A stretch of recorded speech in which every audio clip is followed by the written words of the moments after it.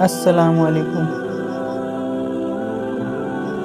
بسم اللہ الرحمن الرحیم۔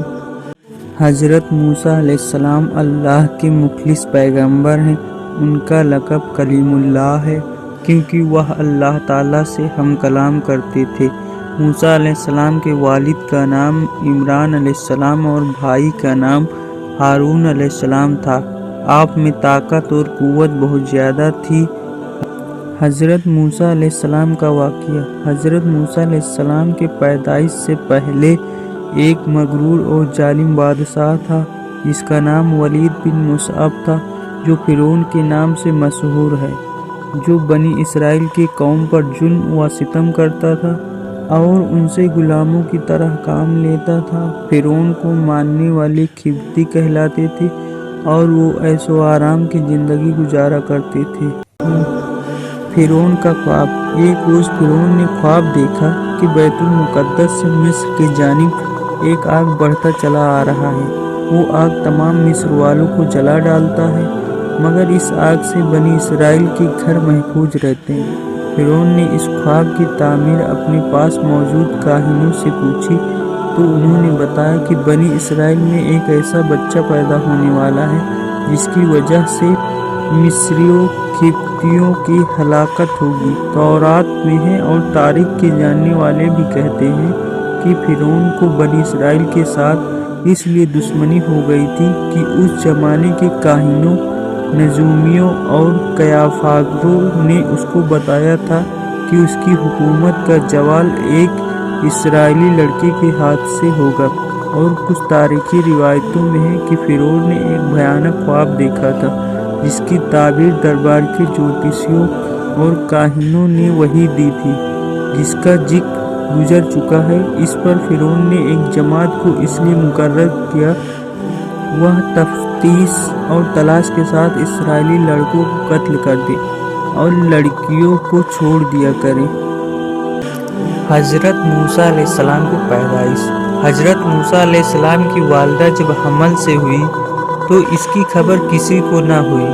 انہوں نے سب سے چھپائے رکھا اور جب حضرت موسیٰ علیہ السلام پیدا ہوئے تب بھی سوائے قریبی رشتہ داروں کو کسی کو معلوم نہ ہوا۔ حضرت موسیٰ علیہ السلام کا نسب ونش کچھ واسطوں سے حضرت یعقوب علیہ السلام تک پہنچتا ہے۔ ان کے والد کا نام عمران اور والدہ کا نام یوکابد تھا۔ عمران کے گھر میں موسیٰ علیہ السلام کی پیدائش ایسے زمانے میں ہوئی جبکہ فرعون اسرائیلی لڑکوں کے قتل کا فیصلہ کر چکا تھا۔ بہرحال جوں کر کے 3 ماہ تک ان کے پیدا ہونے کی کسی کو مطلق خبر نہ ہونے دی۔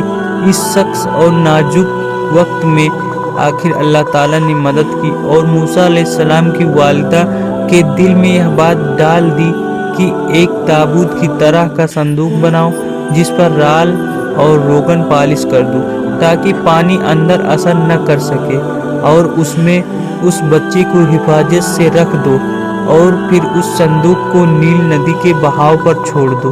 حضرت موسیٰ علیہ السلام کی ماں نے ایسا ہی کیا اور ساتھ ہی اپنی بڑی لڑکی موسیٰ کی بہن کو لگایا کہ وہ اس صندوق کے بہاؤ کے ساتھ کنارے کنارے چل کر صندوق کو نگاہ میں رکھے اور دیکھے کہ اللہ تعالیٰ اس کی حفاظت کا وعدہ کس طرح پورا کرتا ہے، کیونکہ موسیٰ علیہ السلام کی والدہ کو اللہ تعالیٰ نے یہ بشارت پہلے ہی سنا دی تھی کہ ہم اس بچے کو تیری ہی طرف لا کر دیں گے اور یہ ہمارا پیغمبر اور رسول ہوگا۔ حضرت موسیٰ علیہ السلام کا بچپن۔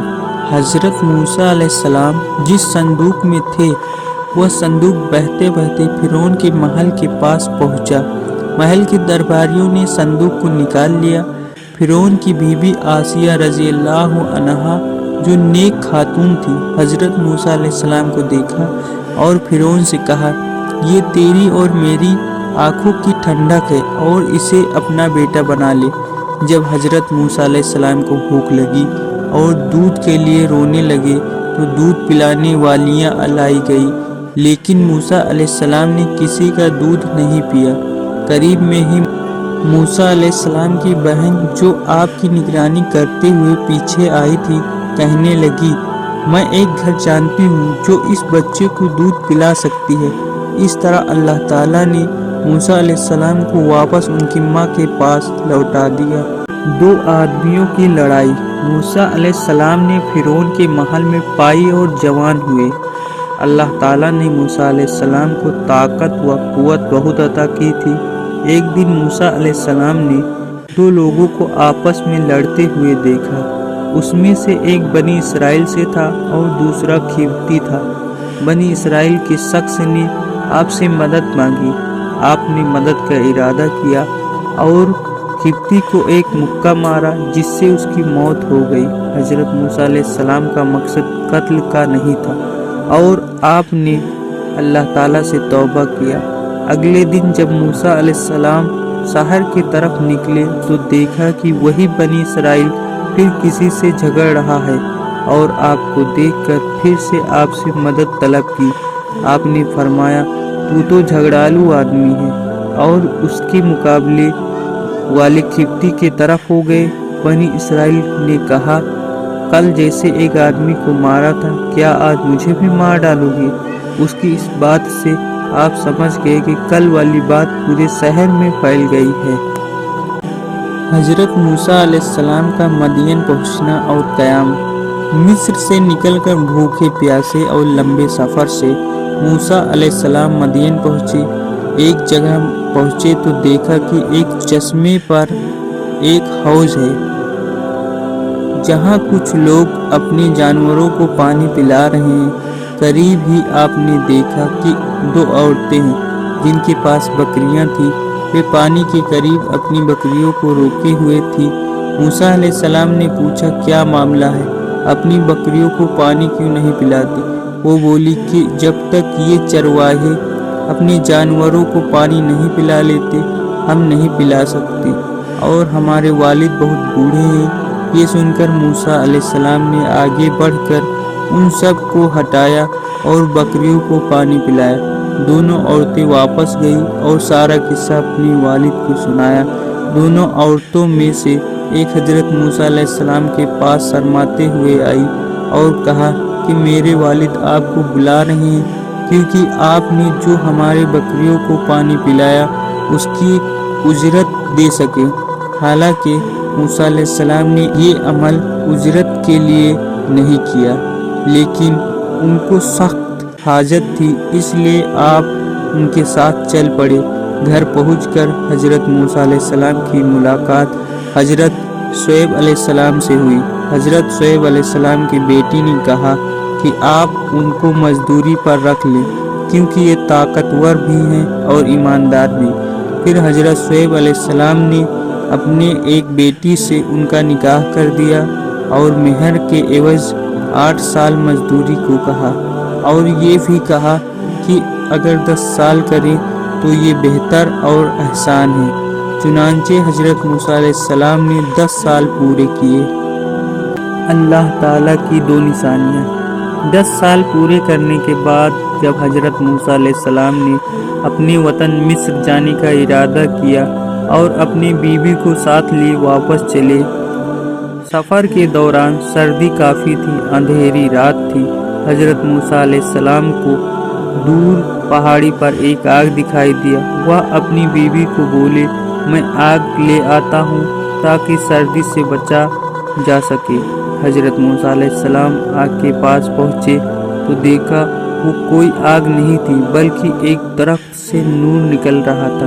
मूसा अलैहिस्सलाम बहुत हैरान हुए। जब और करीब हुए तो उसमें से आवाज़ सुनाई दी।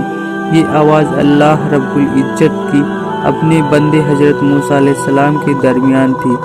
अल्लाह ताला ने फरमाया, ऐ मूसा, मैं तुम्हारा परवरदिगार बोल रहा हूँ। फिर आवाज़ आई, ये तुम्हारे हाथ में क्या है? मूसा अलैहिस्सलाम ने जवाब दिया, ये मेरी लाठी है जिससे टेक लगाता हूँ और अपनी बकरियों के लिए पत्ते झाड़ता हूँ, और भी फायदे हैं। फिर हुक्म हुआ, इसे नीचे ज़मीन में डाल दें। यूं ही मूसा अलैहिस्सलाम ने लाठी नीचे गिराई और साफ बनकर दौड़ने लगा। ये देख मूसा अलैहिस्सलाम पीठ फेर कर भागे, पीछे मुड़कर न देखा। फिर अल्लाह ताला ने इरशाद फरमाया, मूसा डर मत और इस लाठी को पकड़, हम दोबारा लाठी बना देंगे। मूसा अलैहिस्सलाम ने सांप को पकड़ा तो वह लाठी बन गया। अल्लाह ताला ने फिर फरमाया, अपने हाथ को अपने गिरेबान में डाल। मूसा अलैहिस्सलाम ने ऐसा ही किया। जब हाथ बाहर निकाला तो उनका हाथ सूरज की तरह चमक रहा था। अल्लाह ताला ने 2 मौजज़े हजरत मूसा अलैहिस्सलाम को दिए। फिर अल्लाह ताला ने फरमाया, फिरौन और उसके कौम के तरफ जा, यकीनन वो बहुत सरकश और नाफरमान है। फिर मूसा अलैहिस्सलाम ने कहा, ऐ मेरे परवरदिगार, मेरी जुबान की गिराह खोल दे और मेरे काम में आसानी फरमा और मेरे भाई हारून अलैहिस्सलाम को मेरे साथ कर दे। अल्लाह ताला ने आपकी दुआ कबूल फरमाई। इस तरह हजरत मूसा अलैहिस्सलाम और हजरत हारून अलैहिस्सलाम को अल्लाह ताला ने नबूवत से सरफराज फरमाया। फिरौन को दीन की दावत।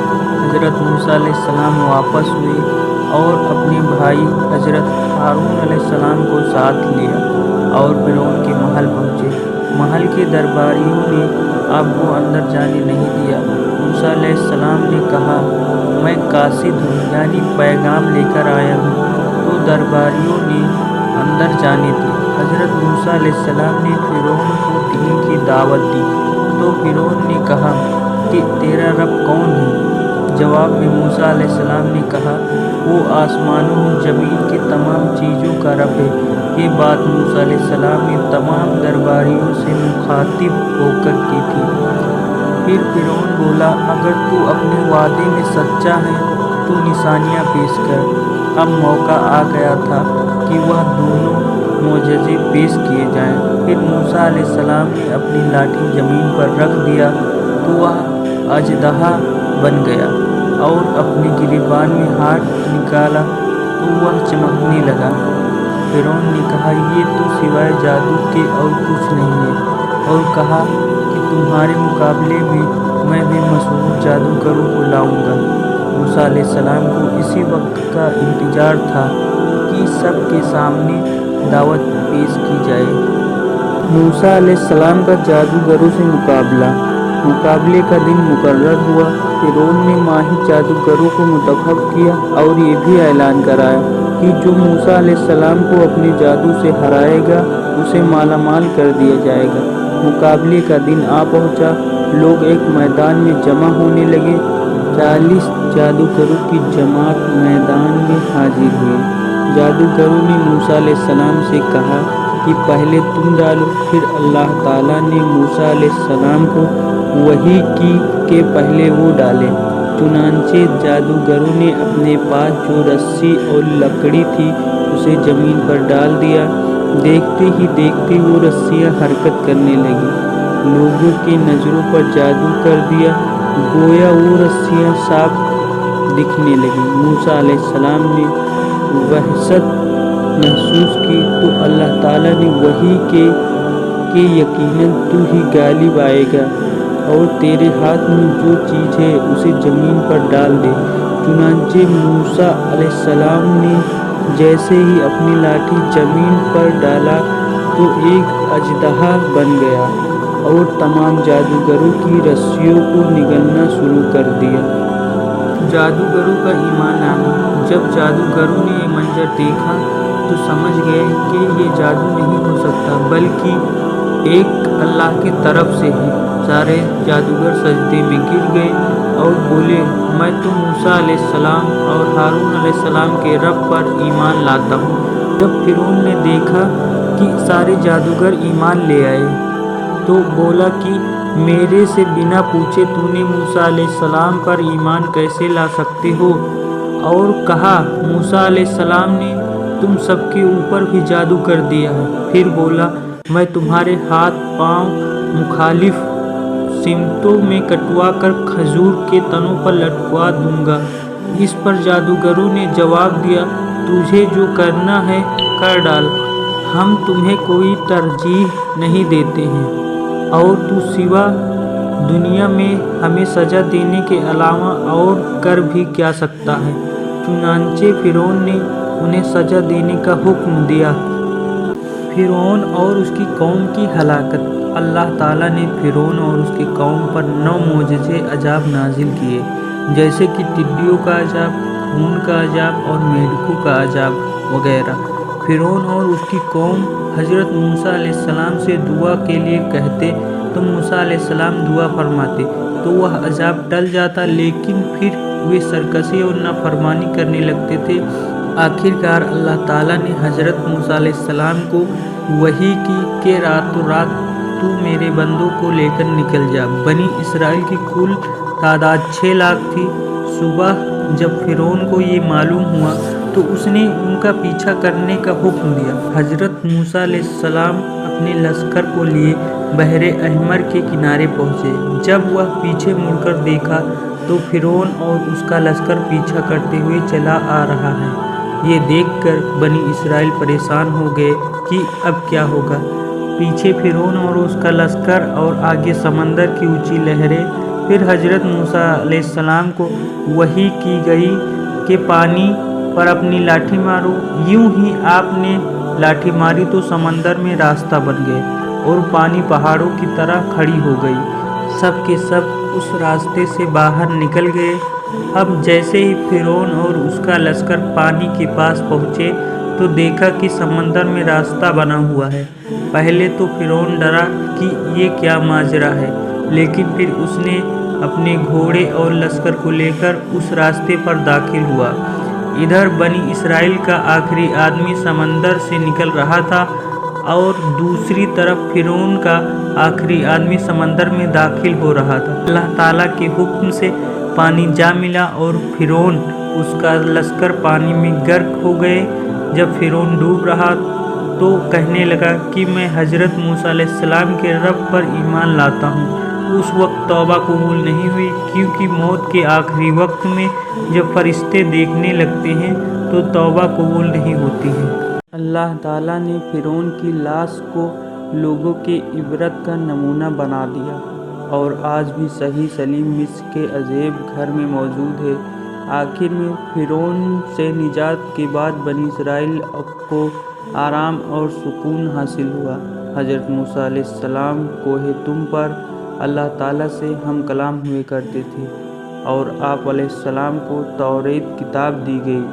ایک بار آپ علیہ السلام نے اللہ کے دیدار کی خواہش کی تھی۔ بہت اصرار کے بعد اللہ تعالیٰ نے اپنے نور کی ایک چھوٹی سی تجلی ڈالی، جس کی وجہ سے پہاڑ ریزہ ریزہ ہو گیا اور آپ علیہ السلام بے ہوش ہو گئے، اور بعد میں اللہ رب العزت کے بارگاہ میں معافی مانگی اور سجدہ ریز ہوئے۔ حضرت موسیٰ علیہ السلام کے اور بھی بہت سے قصے ہیں، لیکن یہ مختصر سے قصے میں حضرت موسیٰ علیہ السلام کے بچپن اور فرعون کی ہلاکت کا ذکر کیا گیا ہے۔ اللہ اس قصے کو پیش کرنے میں کوئی کوتاہی ہو گئی ہو تو معاف فرمائے، آمین۔